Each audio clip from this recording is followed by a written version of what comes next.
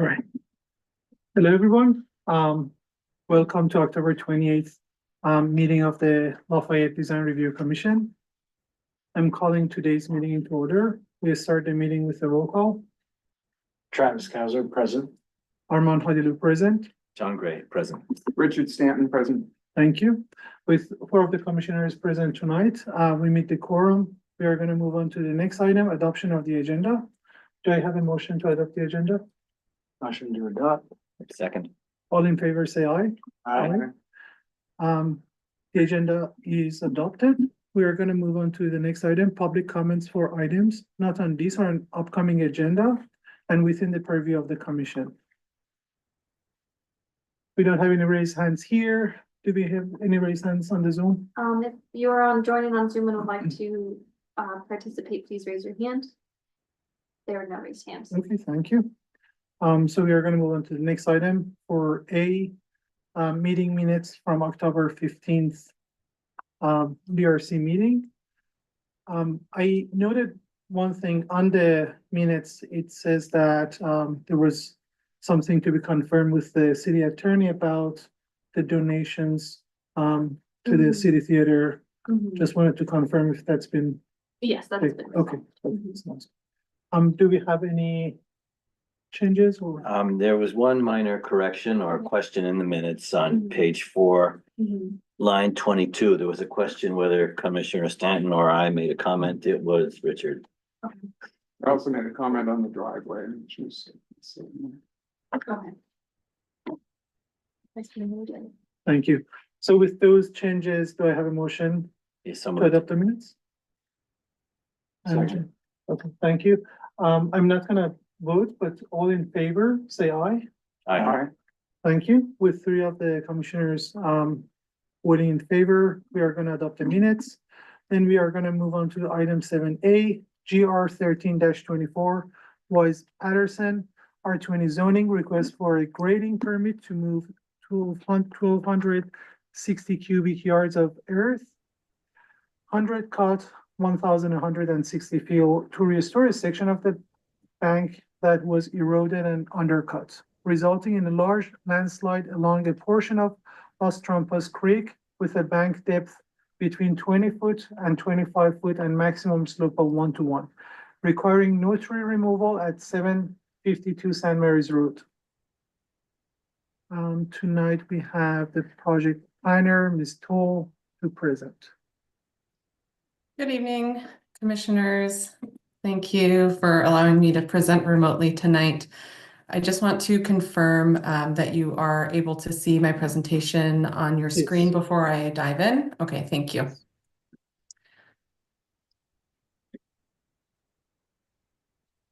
All right, hopefully that's still there. The design review is the hearing authority on this project, as grading permits that involve more than 200 cubic yards of grading as a matter of practice go before the design review commission. This project does require more than 200 cubic yards of grading.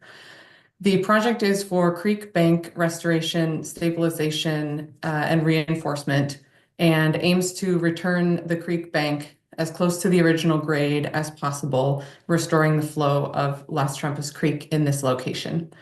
This will not require the removal of trees and will restore the creek to its former natural state. 752 St. Mary's is located just south of Glenside Drive and is bordered to the south, east, and north by Las Trampas Creek. This is shown as a blue line on the image here.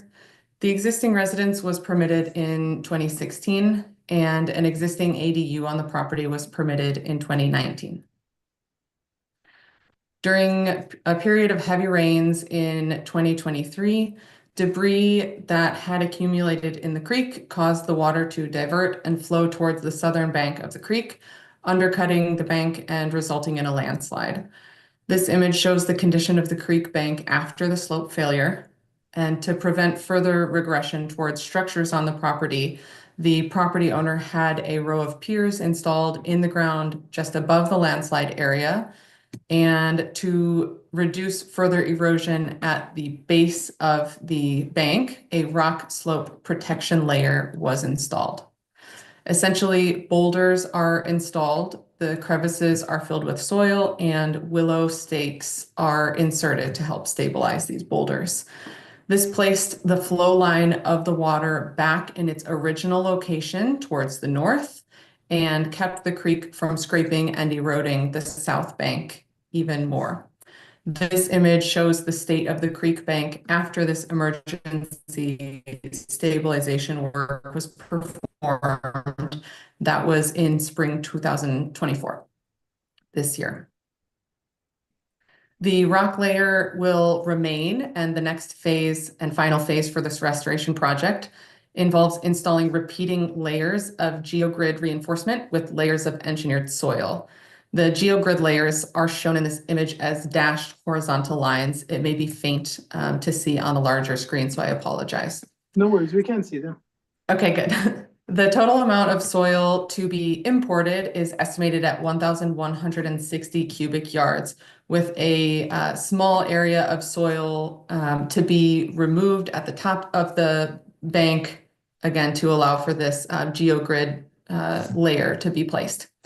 Once the grade is restored, the area will be seeded with a mix of naturalized erosion-resistant plants as well as native plant species. No public comments were received on this proposal before this meeting. And because the only trigger for review is grading over 50 cubic yards, the project was referred to one outside agency, which is the city engineer.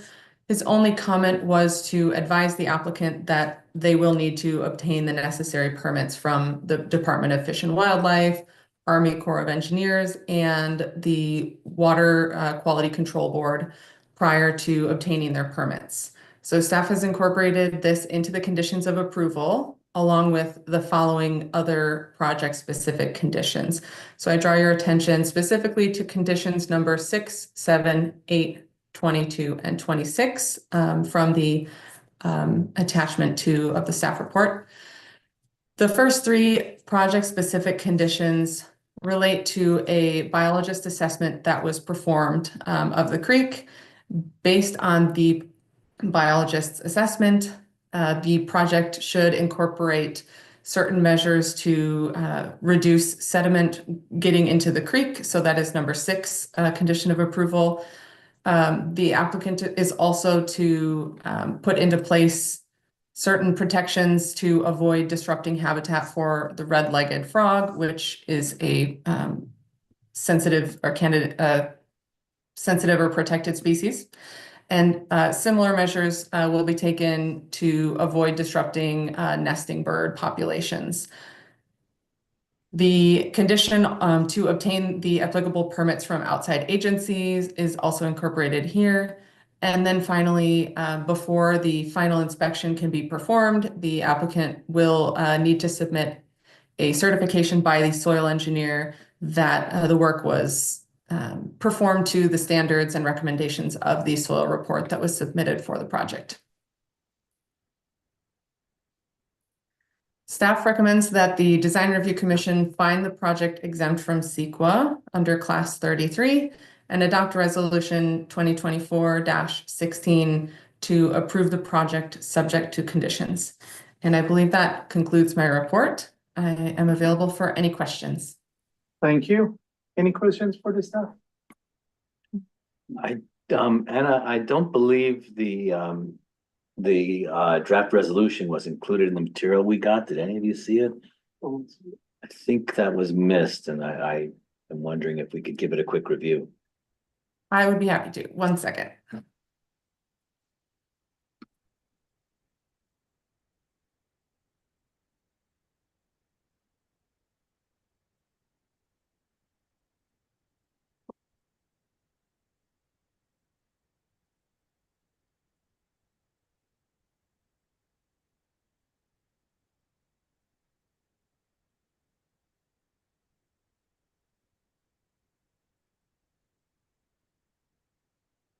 This is the staff report packet. So it is attachment. It's the first attachment in the staff report packet. I will draw your attention to the required, oh, sorry, I'm trying to zoom here, to the required findings. The first finding that the Design Review Commission must make is that the grading will not endanger the stability of the site or an adjacent property or pose a significant hazard for ground movement or seismic hazard. This finding can be made by staff because the project will conform to the recommendations provided in the soils report prepared by the soils engineer for the project.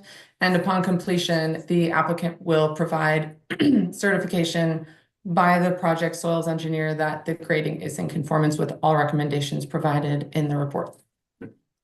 I think it's probably too much to ask to have you read it all to us, but maybe just because this is the first time we've had the chance to see it.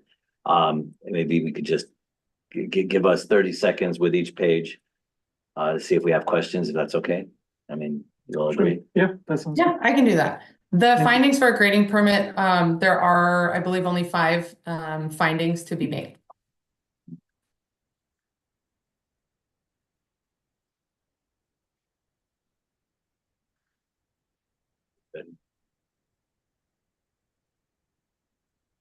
Okay, thanks. Go ahead to the next page, please. That is That's the, it. yep, Okay, thank you. you bet. Thank you.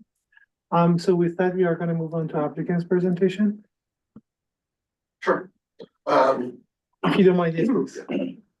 And please introduce yourself. Good evening. My name is Kevin Ryan. I'm the engineering geologist, working for Mr. Patterson. Thank you for having me. I think Anna did a great job laying out what the project entails. Basically, we had a big landslide on the Patterson property in March 2023. Within a couple of days of the event starting to erode the toe of the slope, they lost about 30 horizontal feet of their property.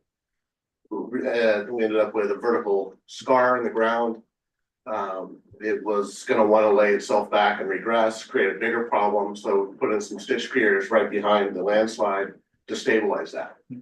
The pending issue from that point was the creek had this big scar on the side with vertical side slopes that was going to continue to erode. So we went through the process with Fish and Game, Water Quality Control Board, and the Army Corps of Engineers. Got an emergency permit to put in that rock that you saw in one of Anna's photographs. We put in a little bit less than was permitted just to try to satisfy some biological impacts. Main issue was don't narrow the creek, and we widened the creek a little bit.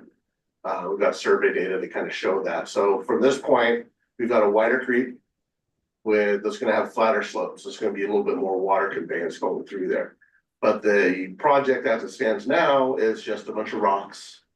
The upper half of the slope still has the potential to erode. We want to go in and build that engineered fill with the geogrid reinforcement, tie into the edges of the landslide scar so they don't continue to erode and end up in the creek. So it's a pretty simple grading project from our standpoint, something that we do all the time. The only issue is we're in the creek, so we're dealing with all the other agencies. The Army Corps has already stepped out. Once they issued the RGP 5 permit for the emergency work in the bottom, they found we were above the high water mark, so they've issued clearance from them. I believe Fish and Wildlife has about the same opinion. So right now, all we're dealing with is some minor tweaking of biological impacts and slope gradient with Water Quality Control Board, and we should get their approval pretty quickly.